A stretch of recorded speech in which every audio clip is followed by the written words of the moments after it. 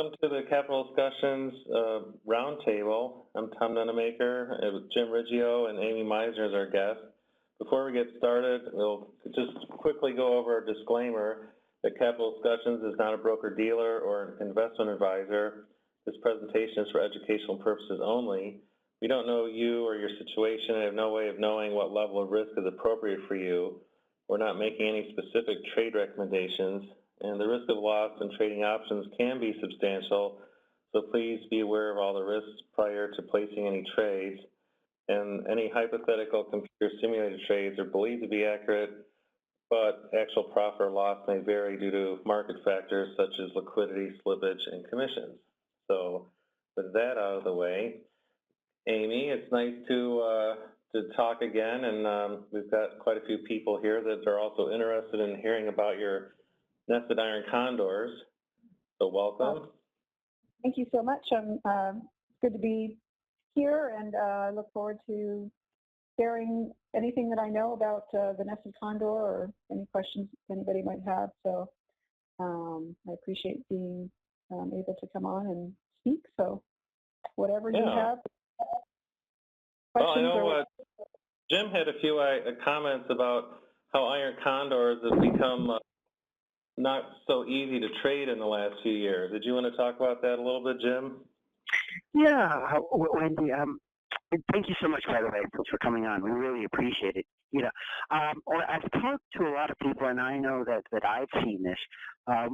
Iron Condors in a low implied volatility environment, especially when the put skew gets steep, they become more challenging, right? Because and for those folks, okay, on the conference call or on the WebEx that don't know about put skew, it's basically the implied volatility of every strike as you go further and further below the money gets higher. When the put skew gets steep, the further you go down, the more there's a difference between one IV and the next. And in any Iron Condor, what ends up happening is you're selling a put a little bit closer to the money and then buying one even further below the money. So over the last couple of years, as IVs have gotten crushed and the put skew's gotten steeper, we're getting a little bit less money for the puts that we're selling, and we're having to pay more for the puts that we're buying. And especially if you end up doing any type of, additional hedging and you buy some extra puts below the money, they've gotten very expensive compared to the amount of credit that we're taking in. Mm-hmm. And so I know that you've been trading through this whole time, Wendy, and I've been telling people for weeks when we've been doing either our roundtables or our weekly reviews that I was really looking forward to talking to you, because I know that I've faced this challenge. I think a lot of our viewers and our participants have faced them also. Yeah, so, actually, it's a great question. And I kind of, I looked through some slides that I had and kind of went through everything. And I think what I put together kind of illustrates that point quite a bit of the changes and the challenges that you have going from a high volatility environment to a lower volatility environment, and how it has affected my Nested Condor, and what changes I have made to, kind of tweak it a little bit, and still am able to get a really nice annualized return on the trade.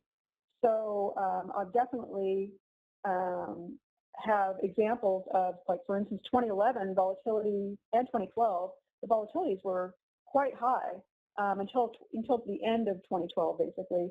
We had volatilities for the Russell 2000, which is the underlying that I like to trade a lot. The volatilities were up in the mid-20s. So it really, was conducive to this trade and getting a nice premium, even being, quite far out of the money.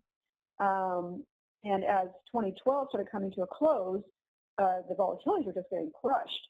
And so 2013 was definitely a challenge, and even the end of 2012 was. And I just kind of, after about, I don't like to tweak my strategies too much. I'm not going to make massive changes to things on a monthly basis, because every month is different, and, I want to wait until some kind of trend develops. So at least, something that's happening over time, at least 4 months in a row, 5 months, maybe 6 months in a row, but at least 4 months in a row before I'd make any tweaks. And so I did find that after a while in 2013 to start making some changes because of the lower volatility,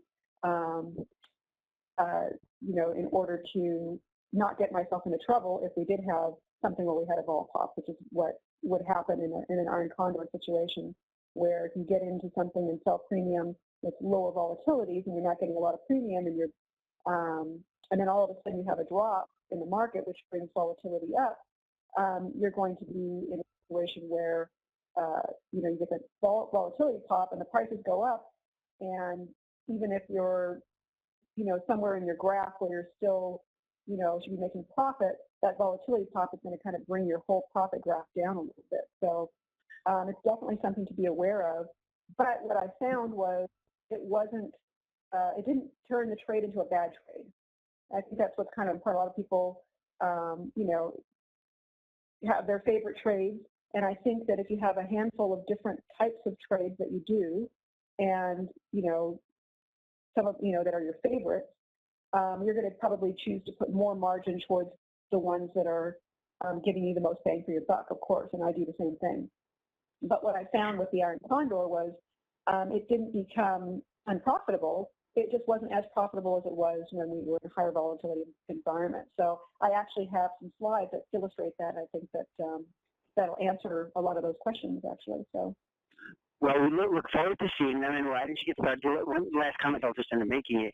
It seemed that if we weren't getting, challenged on the downside, selling those call spreads on the upside for the last year and a half have been challenging in its own right also. So I look forward to end up hearing you go through your presentation. Yeah, actually, the call side, and even in the high volatility market, the call side is always the one that you have to watch out for more, to be honest with you, just because of the nature of markets. The nature of the market is it generally tends to go up a lot more than it goes down, so you're dealing with the call side a lot more often than you're dealing with the put side, which I also have a little statistical graph that illustrates that, how worked with these trades. If you're selling them off of deltas, right? If you're selling them off the deltas, your call spreads tend to be much, much closer to the money than your put spreads are. They are closer to the money. Yes, they are. Well, Amy, so anytime you want to share your screen, just go ahead and hit the Share My Desktop button. Okay. Jim, did you have any other thing that you wanted to add in there, or before I do that, or? Nope, just I'm an eager listener. Okay, great. Cool. I love questions. I hope I'm going to be able to answer them all. So, okay, everybody. By the way, I'm really happy to be here, and I appreciate everybody who signed up and is interested in listening to my presentation and learning a little bit more about iron condors and the kind that I do. I've been, just a real quick background for those of you who don't know me, I've been trading since 2006 full-time, and learning before that. And the Iron Condor had become one of my favorite strategies of a lot of the different strategies that I learned at the time. And so over the years, I've, made some changes to just the basic Iron Condor and kind of tweaked it along the way to suit my trading style and my lifestyle. So I'm going to kind of explain a little bit of that and what I'm doing with it, and what I've been doing with the last few years. So with that, I'm just going to get started. And I'm not just Tom and well, yes, Jim, you're not in front of your computer, but Tom, I'm not looking at the chat box right now. So if I need to, let me know. If not, you can just ask, if somebody asks a question and you want to butt in and say, hey, somebody has a question about something, let me know, since I'm not looking at it at the moment, or let me know if you need me to look at it. So. Yep, will do. And David, we are recording. Okay. So I'm just going to make this full screen here. Okay, so basically what I am talking about and what I like are the high probability iron condors. There's lots of different variations of condors, low probability, high probability, and then lots of variations within those two categories. I prefer the high probability condors. Why? Because I don't want to mess with them that much, and I'm lazy. We shouldn't say I'm lazy. I like to spend time doing other things besides staring at my computer worrying about big market moves that might hurt my position. So the further away I can be out of the money, the happier I am. So what constitutes a high probability iron condor is something that is about 80% or above chance of profitability before by expiration, and that's obviously that doesn't mean you're not going to can't lose money on these, and you can lose a lot of money on these if you don't manage your risk. But 80% has actually been pretty true to what I've been as I've been trading these since 2006. Of course, different variations of them.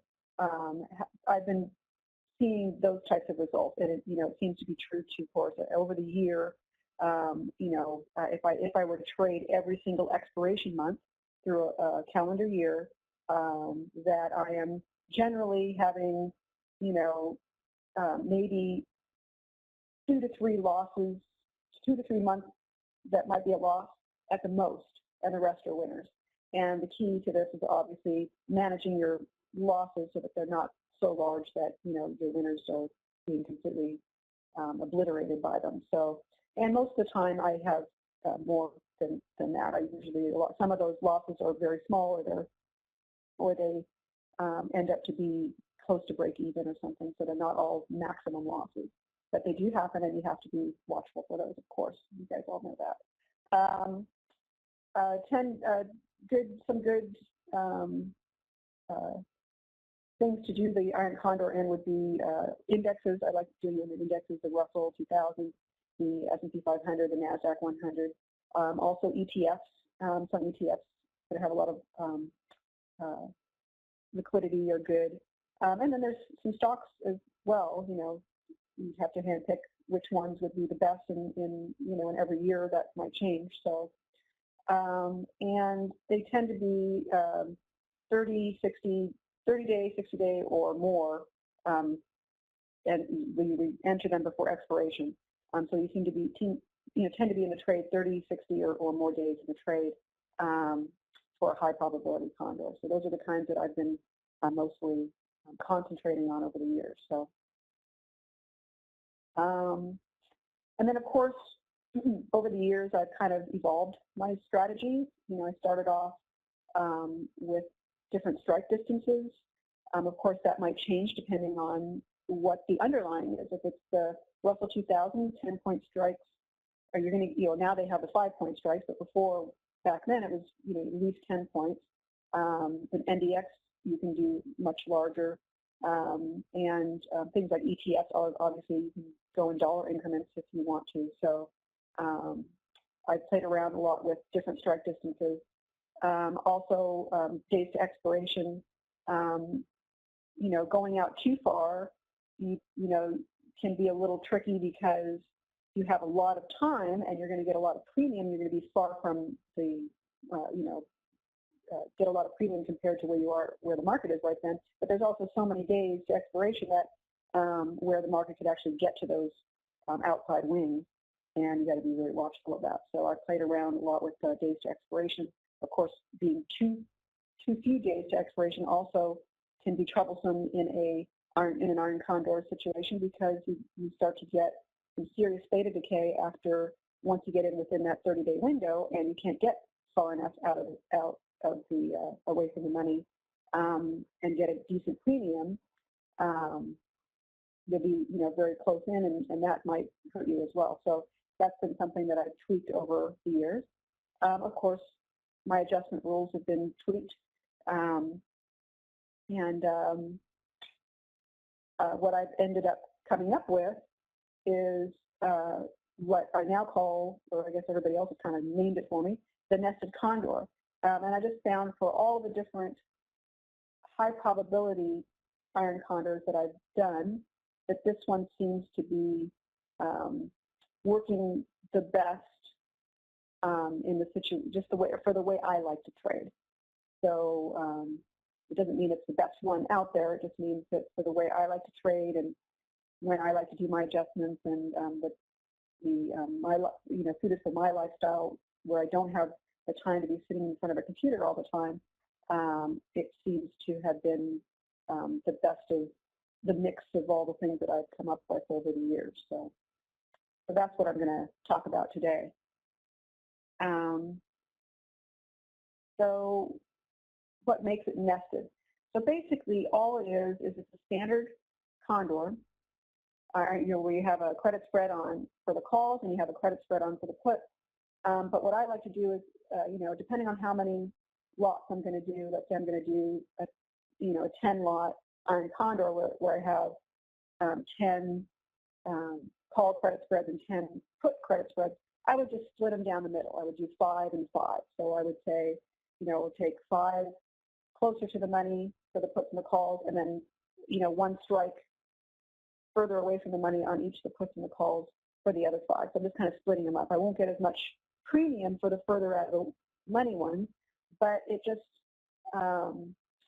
just kind of splits up the risk a little bit. So in this particular example, there's 25, and for some reason my cursor's not showing up. There's 25 contracts, and so I'd split them up where I would, if I had an odd number, I'd probably do the fewer contracts on the closer to the money sorts. In this case, as an example, the 930 calls and the 710 puts, which that was obviously quite a while ago. And then the further out of the money, in this case 10 points further out of the money, I would put the additional 15. So it just kind of splits them up.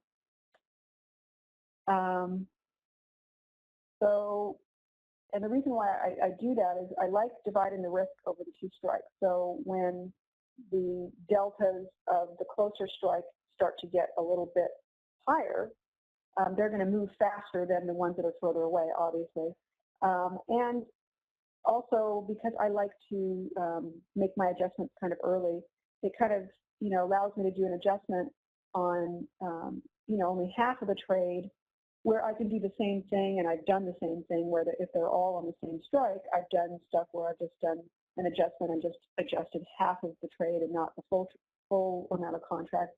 But this is allowing me to do the full amount of contract on one particular strike without bothering the other spreads, and kind of limiting the risk and spreading apart the risk and just making it less painful when I do have to make an adjustment, because the further out of the money ones are not losing as much money as the ones that are closer, and I'm just kind of taking care of them at that point. So it just makes adjustments easier and a lot less painful for me.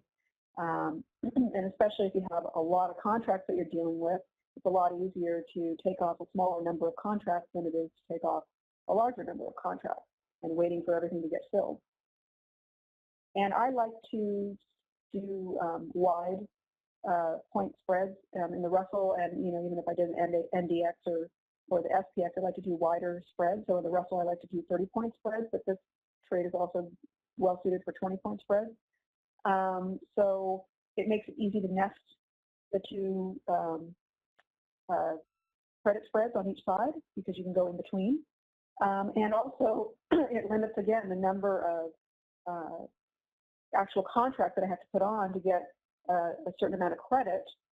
So instead of doing, maybe a 10-point spread where I'm putting on, 50 contracts or 100 contracts, maybe I'm only doing 20 total contracts on a 30-point spread condor. So I'm only having to deal with, 20 contracts as opposed to 100. So that's another reason why I like doing the wide spreads, but I've been doing that for a while, and so it just ended up to be very conducive to doing this feature as well. So I don't know if there's any questions at this point, but I'll just kind of... there's one from George. He said the price paying for the high probability trades is the high risk to reward ratio. How do you reasonably balance the 2? Well, it is, generally in a high probability condor, it's a 10-to-1 risk reward, which is, not really great. But, I'm managing, you just have to manage your risk throughout the trade. And the way these tend to work is because they are high probability, as long as I am diligent with my adjustments that I've, kind of learned over the years and put in place, I'm going to be able to keep myself out of trouble. And generally, what I like to do is not have more than 1.5 times. So whatever credit I'm looking for to start off with, that I'm, that I'm receiving, I don't want to lose more than 1.5 times that in any expiration month. So over time, over let's say a year of expiration months for every month, if I'm winning 80% of the time and I'm losing, maybe 20% of the time. So let's say maybe I'm winning, 9 or 10 months out of a year, and only 2 months are losers. And those losers are not necessarily maximum loss losers, but they could be a lot less than that.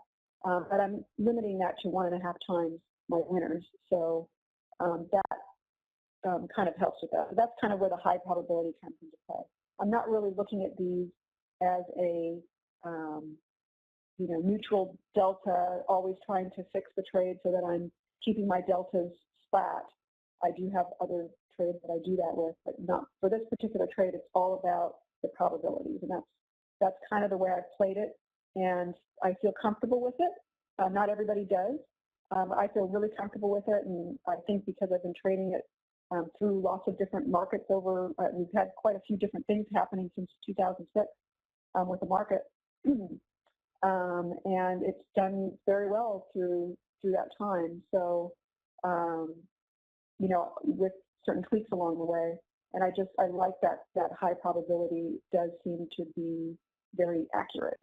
So it's just about managing that risk and not turning, if you have a 10-to-1 risk to reward factor, you don't want to obviously you don't want to lose that 10 times your money for every one that you're making. Even if if you did that and you had, even one loss, 1 month loss, and you did it and you lost 10 times what you're normally bringing in, you're really not,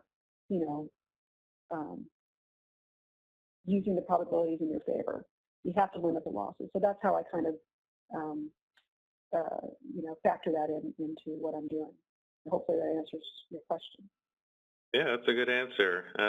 Jay Hansen asked, in the Nested Condor, do you put both sets of credit spreads on at the same time? I kind of do, and I kind of don't. It's really hard. The more pieces that you try to put on exactly at the same time, like as a full condor, especially in an index, it probably like in some of the ETFs or stocks, they're so tight. Their bid and ask spreads are so tight, you probably get filled right away. But with an index like the Russell or the SPX or the NDX, even though I put them all on at the same time, I do each individual credit spread separately. So I might go in and say, okay, I'm going to get this put credit spread filled, and then I'm going to, try to fill this call credit spread, and then I'm going to get the rest of them done, and I'll, just kind of go back and forth and get them all filled. So that way I'm not, getting whiplash or I'm not trying to speculate which way the market's going to go. I'm not trying to, I used to do that where I think, oh, we just moved down, let's get into the puts, but I think we're going to go back up, so I'll get into the calls tomorrow.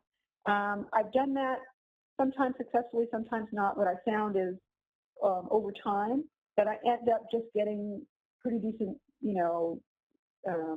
shorts if I just, start putting it all on at the same time. So just one credit spread at a time, but, within the same half hour or hour or something, and get it all done. So that's kind of how I do it. And it's easier to get those filled. It's easier to get a credit spread filled, one, as opposed to getting, a credit spread on the calls and a credit spread on the puts.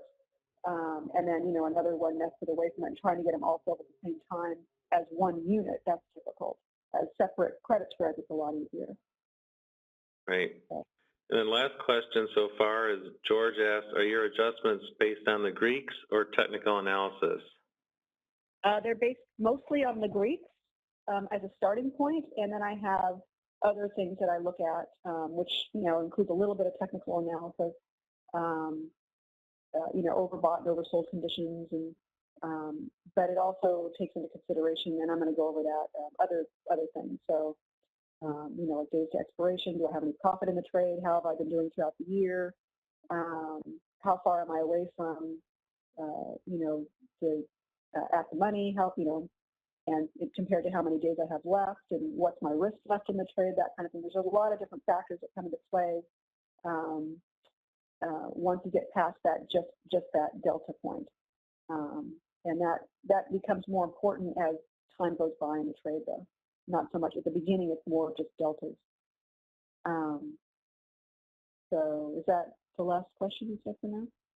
No, we had two more come in. Jay asked, do you put your entire trade allocation for a given month on at one shot, or do you scale in with multiple entries? And then Mike asked, how much money do you allocate per spread, including adjustments? Well, it might be in your slides already. I don't know. Well, I usually, for the Iron Condor, I usually just stick it all on at once. Every once in a while, something big is going on. I'll wait like another day to get into, let's say, the further out of the money ones or something. But for the most part, I just find that if I wait and I try to guess which way the market's going to go. Now, some of you guys might be much better at this than me. I'm just not very good at speculating direction. Not that short term, anyway. If I had maybe a week or something, I, might be able to do okay. But by that time, you're losing theta. So what I found is, by the time I'm waiting for something to happen in the direction that I'm hoping for, enough time has gone by to where it wasn't worth it to do it in the first place, for this particular trade at least. So I tend to just take whatever amount of contracts I'm going to allocate, I'm just going to do them all at once. And I find that over time, and I've kind of played around with this in my live trades as well as just back testing things. And I found that, I end up getting the strikes that I want if I just stick it on right away. And I end up, it just ends up to be, I'd say 8 times out of 10, better to just do it all at once. And maybe there's going to be a couple times where it was better to wait, but I'm not very good at guessing when those 2 times are going to be. The 8 times definitely outweighs that. So as far as money do I allocate, I basically, because of the way I do my adjustments, and I'm actually kind of, when I do an adjustment, I actually increase the contract size of the adjusted roll. I'm not going to obviously not do that forever. There is a limit to that, but because I do increase contract size, I want to get in. I allocate a certain amount of contracts to get into the trade with, so that I know that if I have to do the maximum amount of adjustments that I'm going to limit this trade to, I have enough room, have enough capital to increase it by 3 times, let's say. So, if I were going to do, if I had enough capital to do 30 spreads, I'm going to get in with, probably start it with 10 or 15 or something like that. So, and then since I like doing 30 points or 20 points, you just allocate how much money that is. But generally, that's how I figure out how much I need to allocate, is just with the maximum amount of possible adjustments I'm going to make, how many contracts will I end up, and what kind of margin am I going to need for that, and then I kind of go backwards from there. So, okay, well, yeah, I think why don't we, people suggested that we just see the presentation, then maybe hold the questions till more the end. That sounds good. Okay, so typically the condors that I've been doing, I think when I first started in 2006, I was playing around with a lot of shorter term condors, but I found for high probability, turned up away from the market the 60 to 70 days suited for this particular trade. During the really choppy high volatility environment, 2011 and most of 2012, I found that the longer time frame than that actually worked better. I was finding that 80 or 85 days actually worked better in those. And as the volatility started to come down, the shorter, the 75 maximum days to expiration seemed to work best with this strategy.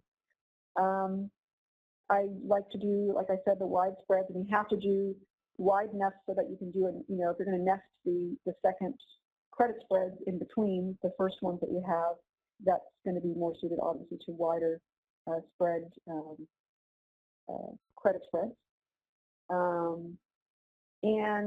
Another big thing that I like to do, and I kind of learned early on with all of these condors, is to adjust early.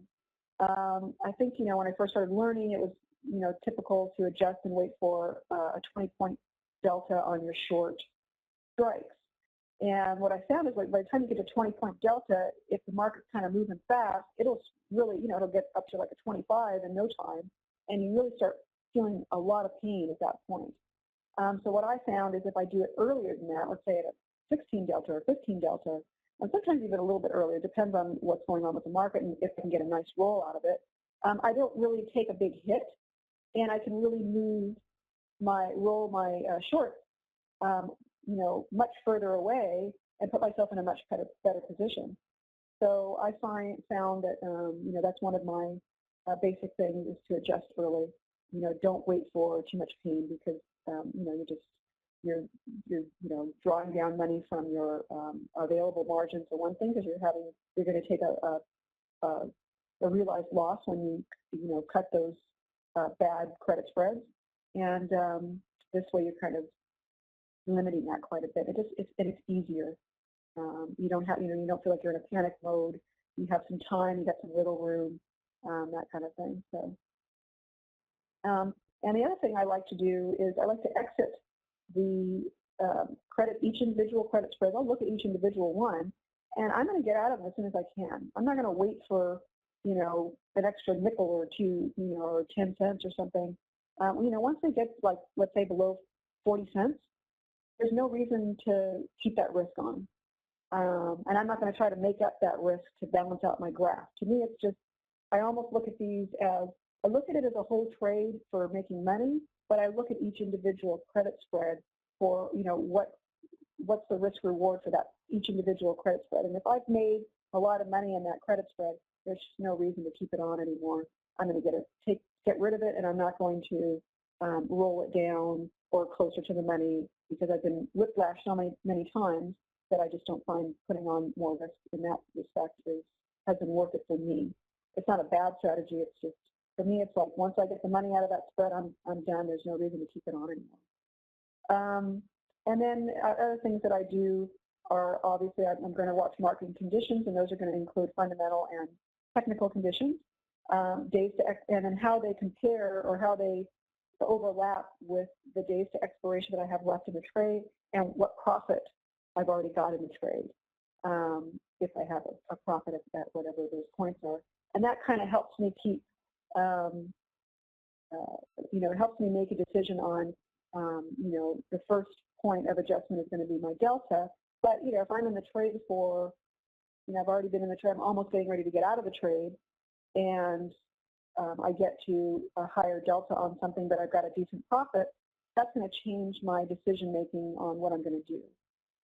If I don't have a lot of days left to expiration and I've made a good profit, and maybe one of my shorts gets hit, I might just decide just to take off the whole trade at that point. There might not be anything good to roll it to make extra risk, or maybe I don't want to increase my contract size. So, as early on in the trade, it's very much mechanical, almost with the deltas.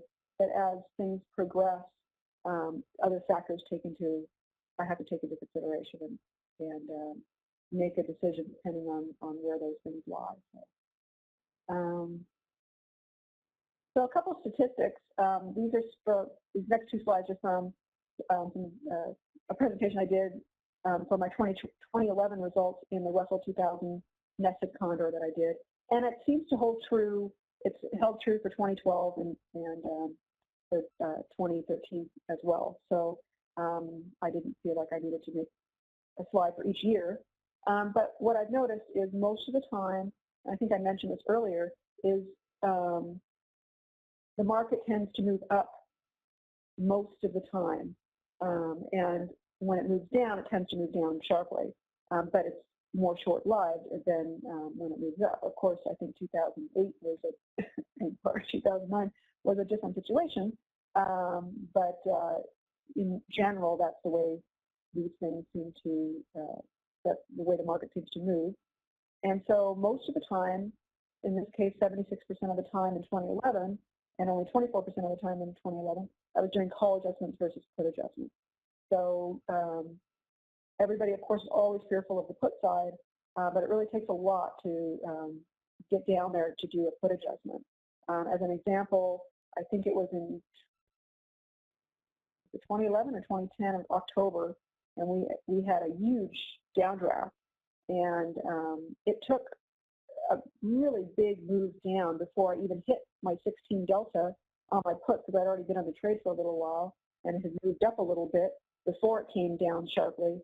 And so by the time that happened, I got hit on one adjustment on my October put, and then I think I got hit on another one after that, and then it bounced back up. So a lot of times putting these things on, the timing of them can make a difference of when certain things happen.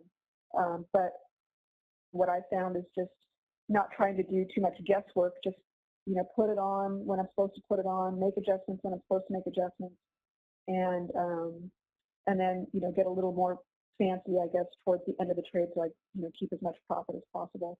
And that's pretty much kind of kept me out of trouble, and pretty much has found the same types of statistics year over year with the trade. So another set of statistics here is most of the time I'm being able to close the trade with more than 2 weeks to expiration. I'm not keeping the trade on until expiration. I'm certainly not going to wait until trying to get each nickel. Like I said, I'm trying to get each credit spread off as soon as it made a nice amount of money. And once it gets under 40 cents or 40 cents or less, it's really hard to capture each additional nickel. It's super hard to do that. It's all kind of hard to get to 40 cents. But some people might say, I'll wait till 50 cents. Once it gets there, it's so hard to get those few extra dollars. It's not worth it to stay in, and not worth it to keep on that risk. The average time to expiration or closing the trade was about 3 weeks to expiration. Now in 2013, I think I had to stay in a little bit longer on some of the months, but in 2011 and 2012, this was pretty much the same. So getting out as early as possible is kind of important to me. Take my profit and not worry about making those. Were you saying something, Tom? No, that I was think me. I just switched the way I was called in. Sorry about that. So, okay. So to wrap it up, so an example of results 2011 through 2013 and the differences I had mentioned earlier, that the volatility in 2011 and most of 2012 was pretty high. And then in 2013, it really dropped down, and it did make a difference in what I was seeing as far as profitability. But and I'll go through each year in a second here. But just as an overview, the average adjustments per trade were very similar for all 3 years. 1.5 in 2011, 2 adjustments per trade in 2012, and 1.75 adjustments per trade in 2013 as an average over the 12 months traded. And then an average percent gain compared to the maximum risk that was in the trade was higher in 2011 and 2012. In 2011, it was like 8 point something. In 2012, it was about 5.5% per trade on average. And in 2013, it dropped down significantly to only 4%. But even though it dropped down quite significantly compared to where it was the prior 2 years with the higher volatility, and now we're in a super low volatility environment, which we were in a very low volatility environment throughout 2013, I still was averaging 4%, and this was after commissions. So, that's still 48% annualized, and that's a pretty good rate of return, I'd say. So it's still, it might not be the best use of margin as compared to some other trades, but some people like different trades better, or they might, I think the thing with what all you guys probably go through is you're learning all these different types of trades. You find the ones that you feel most comfortable with, and then you try to trade those that are best suited for each market condition as they come up, and allocate your margin towards that. And sometimes Some people just do better with condors, and some people do better with butterflies, but it's, it's kind of what you get comfortable with and what's suited for your trading style and lifestyle and so forth. So so even though I don't think it could have gotten any lower as far as volatility last year, it still was a decent trade. A lot of call adjustments, but still a decent trade. So as an example to show what really will bring that home and kind of explain, especially with what Jim was talking about. For instance, I'm sorry? In 20. Yeah. I think that was just Jim either disconnecting or connecting, sorry. So in 2011 is when I had been doing iron condors for quite a while, but I think January was the first month that I started nesting them. So I was kind of playing around with it. And in doing so, I normally would never do more than 3 adjustments. But January was kind of a weird month. It was the very first time I ever tried to do a nested condor. So I was kind of playing around with the rules a little bit. So it's probably an outlier, but I included it here as part of my results because I wanted to include a full calendar year 2011 results. And these were my real trades. So I kind of, my cursor's not working here, but you guys can see that I've listed all the different expiration months, and then the adjustment columns is showing how many adjustments I've made for that expiration month.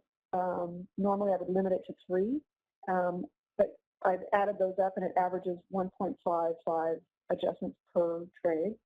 The next column over is the percent gain of max risk. So that's, after, whatever my maximum amount of contracts I had at any one moment in that particular trade, whatever my maximum risk dollars were at risk, and I ended up, whatever my profit was, or, if there was a loss, I put in the percentage of gain or loss of that maximum risk that I had at any one time in that trade. Even if it was for 1 hour, I only had that max risk. So it's not the beginning risk that I start off with, it's the maximum after all adjustments are made and so forth. And that ended up to be quite high because we had a very high volatility, and I was able to capture a lot of premium.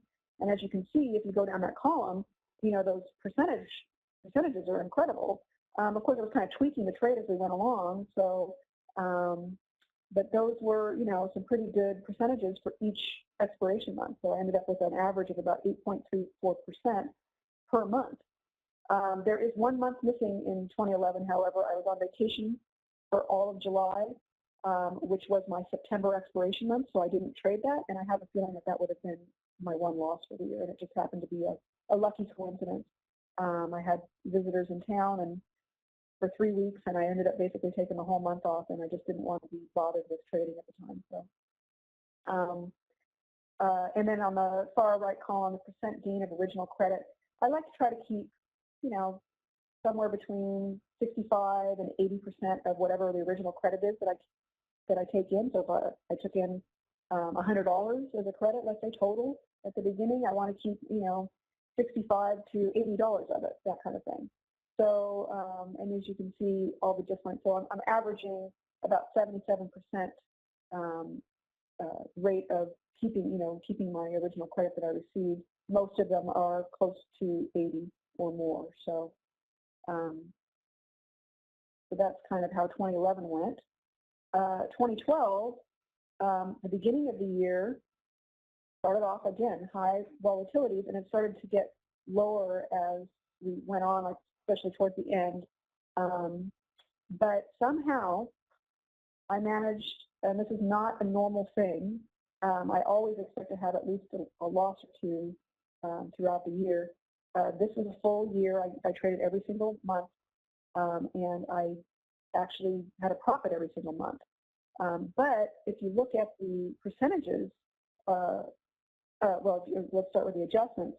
You'll notice that my average adjustments is higher, was a little higher in 2012 than it was in 2011, probably because I was being a little more cautious, I think, now that I was kind of familiar with the trade and, I had all the tweaks, everything kind of tweaked the way I liked it. And you'll also notice that the same percentage gain of max risk is a little bit lower, and you'll notice for each month, they're not quite as high as some of the ones that I had in 2011, which, like at least 8% or more most of the time. So it brought my percentage monthly percentage down to 5.52 on average.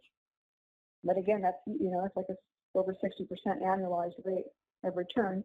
And my percent gain of original credit was a little bit lower than the year before, but I was still keeping, over 70% of my credit throughout the year. So it was a really good year, and I had traded every single month. And then we go to 2013, where the volatility's really dropped. As you can see, I traded every single month, but I did have much lower, the adjustments were, still kind of in line. You'll see a lot of, threes in there. Most of those were call adjustments because we were constantly moving up. And then you'll notice in the percent gain of max risk, there's some, decent ones, a 7 and 9, a couple, few 7s and a 9, but most of them are a lot smaller. So, and there's actually one big loss, or, it was still less than the 1.5 times my credit, original credit. It, wasn't even 1 time my original credit of what I lost, but, so I'm limiting that, but it was still a loss. And then I had another month in November where it was basically a break-even month. So I had my 2, which is normal, that would normally happen. And you'll also notice on the percent gain of original credit, the percentage is much lower, and that's because it was more difficult because the market was just continuing to go up, and it's more difficult to get a good premium because the volatilities were just crushed. But overall, I had to make more adjustments and things like that, but overall, still a 4% profit on average per month is 48% annualized. So still a very nice, viable trade. It doesn't take a lot of work to do it, which is, I think, why a lot of people like it. But the important thing, I think, to note about it is just because it doesn't take a lot of work, you still have to manage your risk. It's very important to do that and constantly keep on top of the trade because it can easily get out of hand. And I think that that's kind of the key to this trade. It's just just don't let it get out of hand because you are putting a lot more risk compared to reward for it. So, and I think that kind of concludes the slides, at least. So we'll just kind of go on to the question and answers section. I'm not sure how much time we have left, so I'll just... We probably have a little bit of time. Do you have any charts or like a matrix or something that shows like a typical trade? You know what? Not in this presentation. I apologize. I could have grabbed it from another one, but I'd have to dig around on my computer to, find one real quick. Amy, maybe we could just read a couple of the questions to you, if you don't mind. I'm just going to end up picking a couple of them that I end up seeing here. Why the RUT and not the SPX? Greg ended up asking. Why the RUT and not the SPX? Let me answer that in 1 second. I just want to add a more quick note here. Full disclosure. 2011 and 2013 results were from actual trades from my personal account.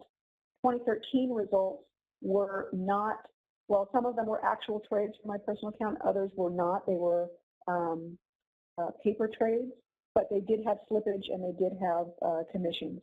I was teaching a class, so I wasn't going to put on every single one of these trades, and I was using my margin for some other things. So I just wanted to say that for full disclosure. So. Thank you. So anyway, so RUT versus SPX. I used to trade the SPX quite a bit actually when I first started. It was one of my underlying indexes of choice, and I found at the time, and of course this is a while back, that I wasn't getting very good fills, and I was kind of getting okay fills when I would get into a trade.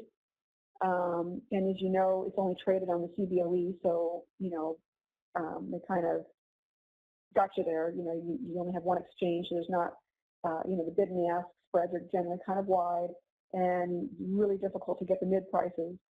And I was, able to get decent fills, especially when I was putting the trade on. It was when I was making adjustments, and I really needed to make an adjustment. And back then I wasn't doing a nested version. I was, I think, waiting a little bit longer for my adjustments, in 2006, 2007, when I was first starting these. And I found that I was really having a hard time getting good fills then, and not, unless, especially if it was in a fast-moving market, I wanted to get filled as quickly as possible. I didn't want to sit there and wait for things to happen, and I was having a little trouble. And I was also trading the RUT and the NDX and some stocks, and I was having a lot easier time getting filled on the NDX and the RUT, so I kind of dropped the SPX. Of course, I haven't traded it in a while, and I think it's a lot easier to get fills now than it used to be. I don't think it's trading on any other exchanges still, but I think you do get better fills. So, and I think also it is only trading. If I were to trade it with the, the adjustments, doing them sooner, it would probably be a lot more helpful as well. So, but that's why I kind of stuck with the RUT. And then you get used to something and you kind of stick with it. So. Yeah. I do trade the SPX a lot, and when it comes to the fills, you're right, by the way, it is only SIBO.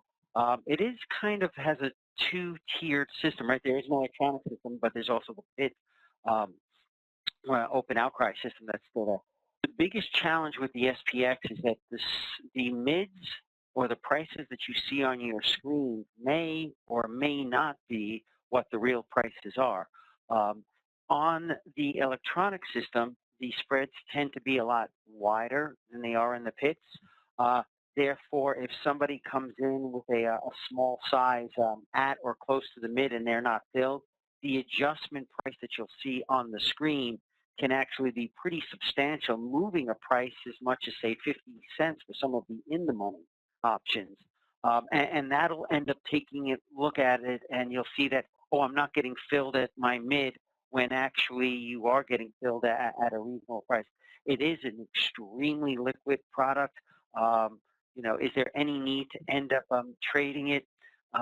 Only if you're doing huge size. By substituting it and using either the RUT or the NDX, you still get your 1256 tax advantage. So other than that, I would end up seeing the challenge with going to the smaller ones like the SPY or the IWM is two things. One, your commission bill is going to go up by probably a factor of 10, and then two, you're not going to get the tax advantages. So, but other than that, thank you. Tom, I don't see, I lost my questions. Can you read some of the other questions for Amy? Because I know there were several. Yeah, we had another one. Let's see. Mike Schwartz said, I suggest that you divide your gain by the max capital you had in the biggest trade, as that's the cash still in your account and not making money. So your return should include capital waiting to be deployed, shouldn't it?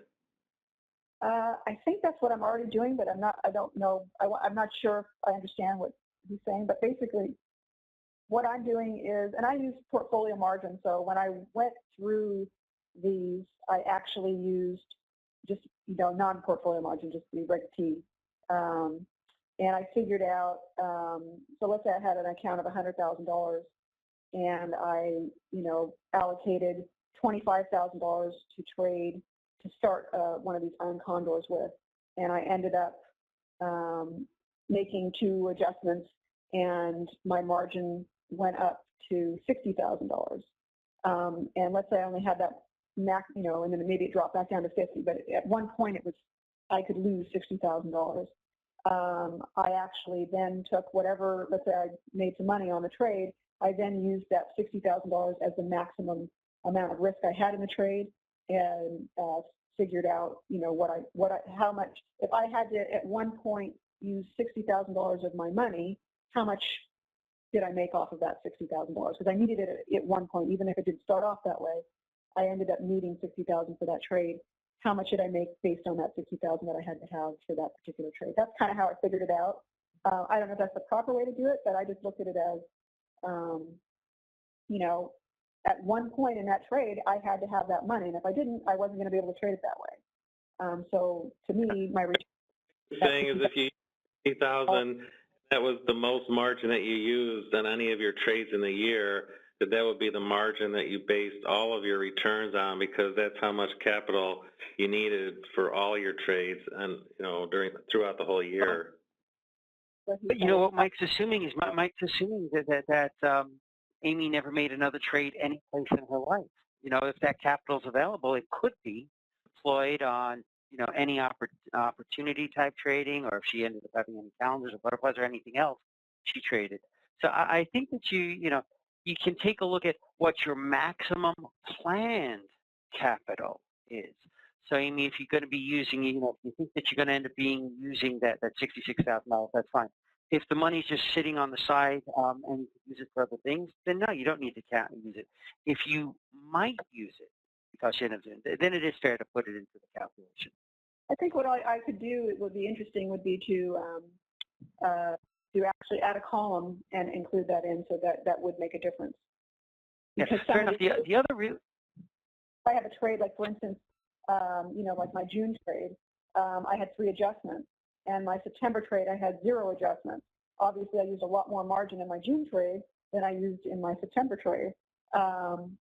Now, if you look at the amount, so that would, if I were to use the June trade amount of capital for all of my percentages, obviously they'd come out differently. So yeah, I guess that would be something that would make sense to do, would be to show, if I'm doing, let's say, if you knew you were only going to do 10 contracts of these every month for the whole year, then you would know what you're going to allocate for, what your maximum amount you're going to end up allocating, whether you allocate it for, whether you end up using it or not. I think where the difference comes in is if you're trading along and you're doing 10 contracts, and then all of a sudden 5 months later you increase it to 15 contracts, and then your allocation becomes different for the rest of the year, but not for the previous. So I guess it'd be kind of confusing that way, but that would be a column that makes sense. I was going to say the other fair thing though is that you're using portfolio margin, so you're doing these calculations for our and our listeners' benefit. You're managing off a portfolio, so your numbers are going to actually be much better, right? Because you need much less money than trading it in a portfolio margin. Right. I'm trading in portfolio margin, but the calculations that I've done here are not based on portfolio margin. They're based on maximum. Right. So that was my point. My point is the numbers are much more conservative here. If you actually ended up using the denominator to be the actual portfolio margin, the returns would be much greater.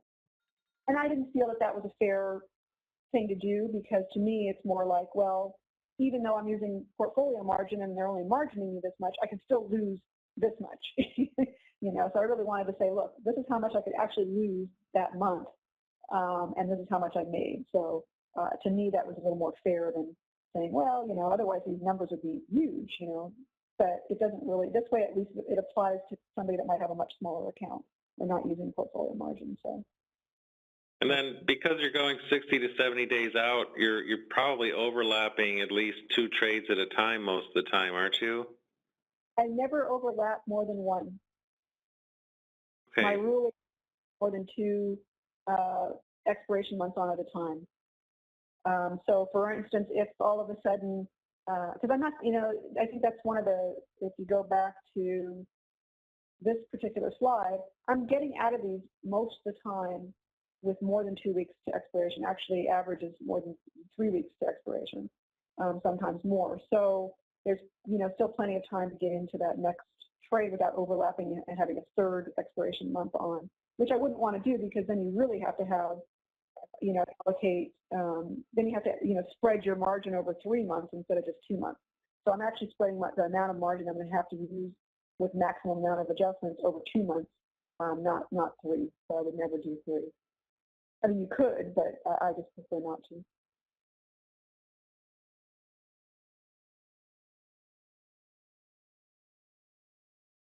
You still there? Yeah, I'm just looking at the questions here. Greg Fedori was asking, can we see current results? Are you trading this live currently? I think you said you were doing another trade right now. We've been playing around with another trade that is using up pretty much all my margin. And I'm, I've been playing around with that all of 2014, and most of, not most, but a lot, towards the end of 2013 is when I started. I'm just trying to decide whether my margin is better suited for mostly putting my money in that trade as opposed to this trade.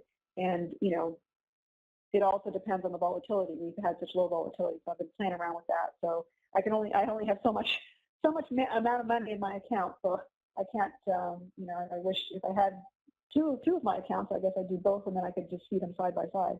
But in 14, I do not have any I have not done any nested condors. 2013 was the last year that I did nested condors.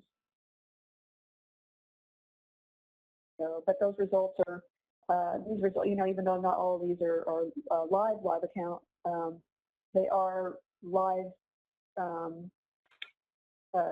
They were, you know, they were traded on a daily basis with live data live. They were not traded. This is not a back test. Even though it wasn't done in my live account, it was done in my paper trade account. It was done live. You know, if that makes any sense. It wasn't back traded. So it was made were based on not knowing what the future was going to be when I did these trades. So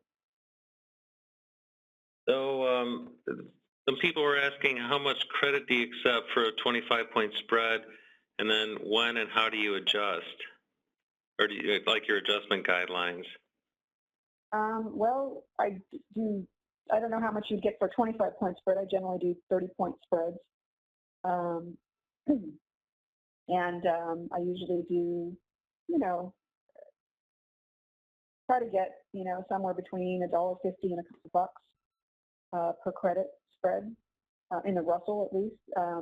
I'd have to go and look exactly, make sure that it's still about the same right now, but that's what it was where I left off in 2013. It usually tends to be the same without, you know, having to get closer to the money and so forth. As far as like detailed adjustments and things like that, I get, you know, might be doing a class or having some video series with all of that information in it.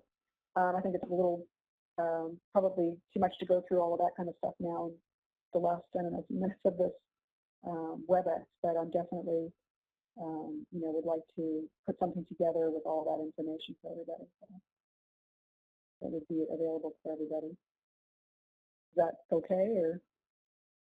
Yeah. In fact, I put a little survey together, so if it's only 4 questions, and I know this would help Amy a lot if you could just fill that out. You know, it doesn't have to be right now, but maybe after the webinar is over. See what other questions that we have. Greg wanted to know if you wanted to discuss your current strategy. Isn't it similar to a Weirdor, isn't it? Yeah, it's my version of the Dan Harvey. It's my version of Dan Harvey's Weirdor. I don't know. Well, I don't know what he's doing exactly with it now, but as it was, I think about a year ago or so. And I just kind of tweaked it a little bit. So it's definitely. I like it a lot. I find that, you know, I'm using the maximum amount of margin up front as opposed to with the Condor. I don't know what my maximum amount of margin is going to be until the trade is done because of the way the adjustments work. It's a little bit different that way. It's definitely a lot more work. There's a lot more adjustments to be made and decisions to be made throughout the trade. It's a shorter time frame. But, you know, I really like it. It's a nice trade, and I've been doing it, I think, since the end of 2013, and it's, you know, it's definitely been a very nice, profitable trade. But it's different. I actually, when I was teaching that class and going through the Nested Condor, even with, like, you know, low volatility, and I did towards the end of that class start talking a little bit about my version of the Weirdor that I was doing and making, you know, nice profit with it. And, you know, for some people, they like it, and other people say, that's too much work, I'd rather do the Condor. So it's kind of like, it might have there's lots of benefits to it, in my opinion, but some people don't like to make all those adjustments. So it's kind of like, you know, it's got its pros and cons. It's a great, it would be a great thing to compare, you know, to have something where I'm actually comparing the two trades and how they, you know, they're different, completely different trades, but, you know, how working one of them is different from working the other, what your, you know, your risk reward is, what your, you know, the style of trade that you have to do on that one compared to the Condor and so forth. It's definitely it would be a great thing to show as a comparison to the Condor, that's for sure. But it's certainly it's definitely a lot more work, but I like it, you know. hasn't impeded on my lifestyle too much. I know Dan Harvey, he liked the Weird Orb because he lives near the beach and he likes to take walks on the beach instead of watching the computers. Well, actually with the Weird Orb, it's a lot more work than the Condor, but it still gives me plenty of free time, which is nice. George did ask if you considered trading options on index futures instead of index options. Apparently better margin requirement as well as the possibility of hedging with the futures contracts. I've never tried that actually. It's not something that I'm opposed to, but I'm just not as familiar with it, I guess. But it's certainly something. I mean, that's the nice thing about some of these strategies is you can, find the underlying or what you want to trade, and see, see what suits you the best for your margin, and also for, some people, follow certain stocks and they really know those stocks really well, so they like to trade, derivatives in those particular stocks, and others, pick a certain, I kind of understand a little bit how the Russell works because that's the most, I've traded all the different indexes, but that's the one that I've mostly traded, and you kind of get used to it, I guess. The nice thing about doing it on futures is that, not that you can't hedge one of these with the futures contracts as well, but the nice thing about doing it with futures, I think you still get the tax benefits with futures contracts as you do with the indexes, as opposed to if you were to trade ETFs or stocks and options in those, you don't get the same tax benefits. I'm not 100% positive. Jim, you probably know that. No, you're right. You're right. You're right, Amy. So, you do get the tax benefits. The one challenge that I had seen, because I've tried using futures on some of these things, is that some of your underlyings aren't your standard, 100 delta. 100 shares. Some of them are only half that size. So if you're going to ever use the futures, you just have to end up being careful because not all of them are going to be completely uniformed the way the 1256 contracts are that you use, the SPX, the ROD, the NDX. They tend to end up having, not that it's a big deal, the SPX and the ROD, they're hugely liquid, and sometimes the futures, they're not just traded as much, they're still extremely, extremely liquid. So the biggest difference is that you just have to end up watching your numbers. Now, if you're trading them all the time, it doesn't make a difference because you know. But if you're trying them for the first time, just be real careful about, your risk, what you're actually trading, because they can be different. And then Mike asked, how are your results year to date for this year? How are you looking this year? Well, as I mentioned earlier, I've been trading my version of the Weird Orb this year because I've been using all my margin for it, and my results so far are very good. I haven't done as extensive of a tally here, but I think let's see, probably at this point, and I don't do them 60 or 70 days out or later. These are actually, I only have 1 month on at a time, so I think I'm currently finishing up the September expiration cycle. So I still have October, November, and December to do, and actually, since I get out of these usually at the end of the previous month or the very first week of the next one, probably I could count January's expiration in there as well, so probably have about 4 more expiration cycles to go. But as of now, I'm up about, on an annualized basis with my account, about 50%, I think. So it's pretty much in line with the really low volatility year of the Condor. So I'm using, overall, I'm using more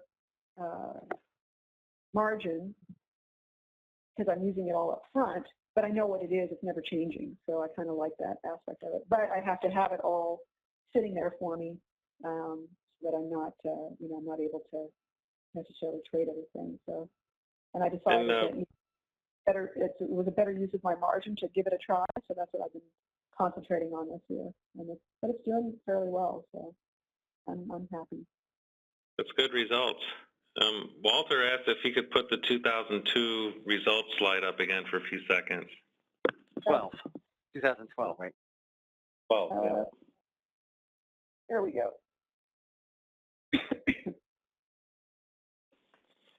And Andrew asked about liquidity compared to SPX. The liquidity is much lower. It does trade overnight, which is nice. It's a different animal, and it's it's like Jim said. It's one ES futures contract is $50 versus $100. I'm sorry that I did miss that last part that you were saying. Each contract's only worth $50, not $100. When I said that some of the requirements were different or some of the specs were different, you have to actually know the contract that you're trading. If it's the only contract you trade, or if you trade a lot, it's fine, but you know it. But if you've always been just trading regular indexes, you do need to be a little bit careful to make sure that you're understanding your risk properly. Right, absolutely. So, it looks like slowed down. Jay did ask one, any particular ETFs or stocks that have worked well for you? I haven't traded ETFs recently. I haven't, and I've tried to play around with them with the IWM, but I just wasn't feeling like I was getting enough bang for my buck kind of thing. But the SPY. Do you trade any of the volatility products? Any of the volatility ETFs or ETFs? I haven't. No, I've never traded them. I've traded the IWM and the SPY, and actually, out of the two of those, the SPY I like better. SPY is more liquid than water. Yeah, it's very liquid, and I tend to like that one a little bit better. I've played around with them on paper a little bit, in the past more than now, but because of the tax benefits you get with the indexes, I just never really. I'm not going to use my money in anything but the indexes or futures, I guess, if I want to do that, because it just doesn't pay tax-wise. If I had, Come on, Amy. I mean, what kind of an American are you? You should be paying more taxes, shouldn't you?